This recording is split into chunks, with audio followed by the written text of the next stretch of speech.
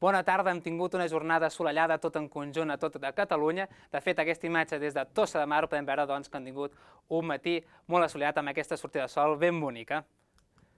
Bona tarda, el que dèiem, sol en conjunt a tot Catalunya, de fet ho podem veure des de les imatges del satèl·lit Meteosat, i només a la tarda han crescut a punts de muntanya del Pirineu i Prepirineu aquestes nuvolades que han sigut algo més compactes i abundants al sector occidental, i també al llarg de la tarda arribaven algunes nuvolades també per ponent. Demà tindrem un matí de nou amb aquest domini del sol en conjunt a tot Catalunya, de nou algunes nuvolades, núvols baixos a punts del litoral sud, la zona potser més favorable seria a punts del delta de l'Ebre com avui, i de matinada es mantindrien aquests ruixats i xàfecs actius ben bé fins a mitja matinada a punts del Pirineu i Prepirineu occidental, que deixarien doncs aquestes boirines que aguantarien ben bé fins a primeres hores del matí, mig matí, tot estirar, però que després acabaria dominant el sol a tot Catalunya. Temperatures mínimes demà que quedaran una miqueta més altes i les màximes demà s'enfilarien molt més que no pas avui, amb un ambient assolellat i alguns núvols que creixerien a punts del Pirineu i Prepirineu. El que dèiem, temperatures demà,